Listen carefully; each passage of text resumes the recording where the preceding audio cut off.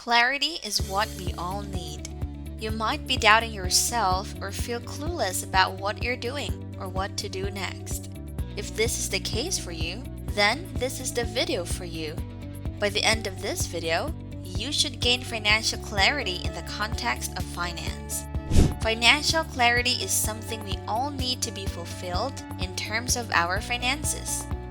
With this video, you will know how to better manage your finances, make better financial decisions, and build confidence in yourself with your finances through gaining the clarity you need, which will overall benefit your relationship with money.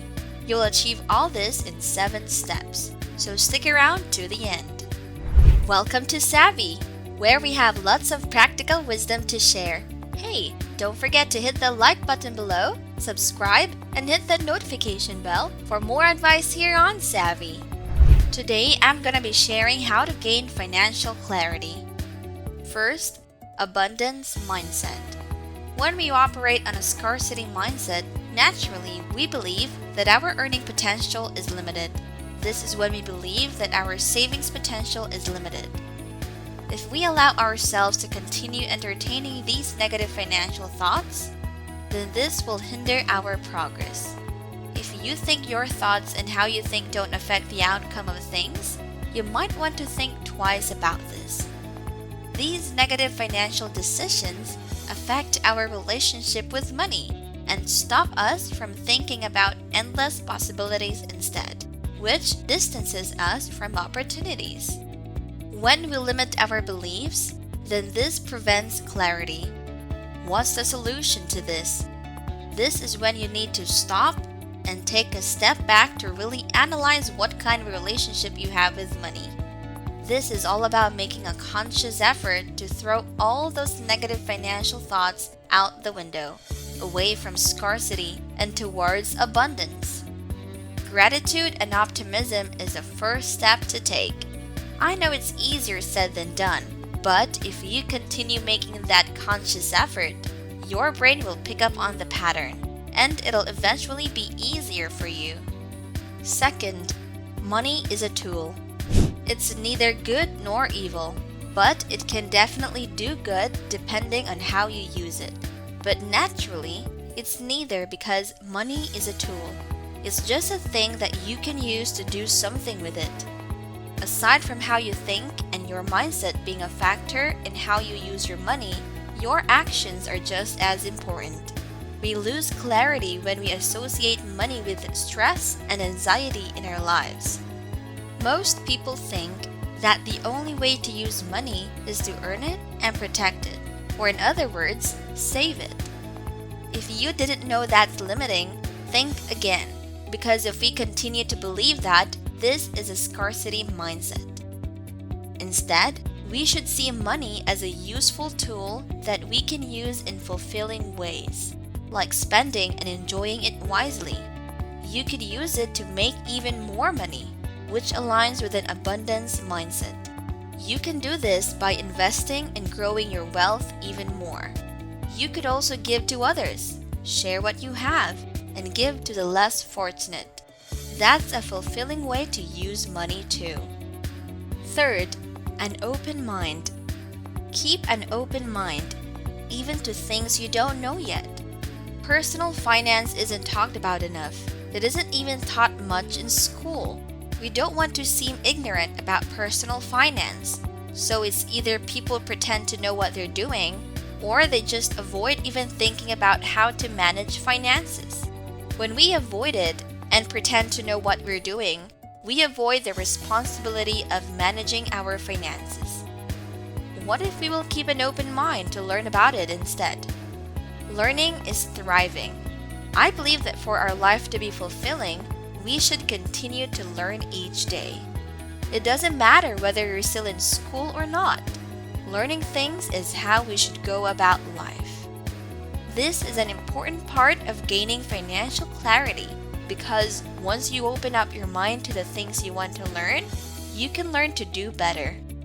You learn and then you apply. Once you pick up on this habit, this will bring significant change not only in your financial progress, but your overall quality of life too. What's the last thing you took the initiative to learn about? Please share it with us in the comments below. And if you are still here, please keep watching and stick around to the end because the next 4 steps are crucial for you to gain financial clarity. Fourth, no room for embarrassment. I know it's kind of scary talking about finances with people because you might be scared of judgment or it might be embarrassing for you. I've shared my story of paying off my debt and tips on how I started managing my finances countless of times. It's definitely not the easiest topic to discuss, but these make encouraging and intellectually stimulating conversations because you learn more.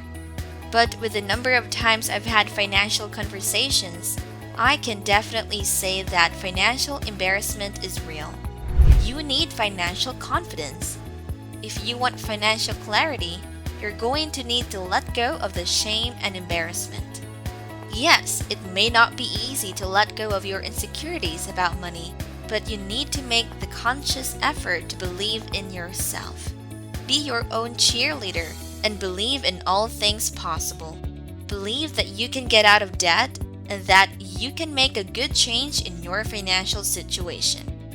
If you're embarrassed to confront your finances and talk about money, then this will stay as a roadblock in your path to gaining the financial clarity you need. Fifth, self-care money mentality. You brush your teeth, wash your face, or in my case, have a whole elaborate skincare routine. Take a shower, eat, and exercise. All of these are self-care. What if we looked at our financial health as just as important as our self-care? Think about how many hours you allot for your self-care and compare this to the amount of time you spent managing your finances. For most people, I don't think the time for when we manage their finances would even cut close. Spending about 10 minutes daily would greatly benefit your financial journey. Sixth, do nothing. I'm not suggesting you to be lazy and do literally nothing. I am suggesting that you take a step back and observe your money habits. That's when you can learn to self-correct and work towards gaining financial clarity. Seventh, smarter goals. SMART stands for specific, measurable, attainable, relevant, and time-bound. All your goals should possess these characteristics. This will help you work towards them faster. That's enough practical wisdom for today. Don't forget to give us a thumbs up below. We will be posting 4 to 5 videos per week, so click the subscribe button and the notification bell to be notified of our new videos weekly. Thanks for tuning in. See you in the next video.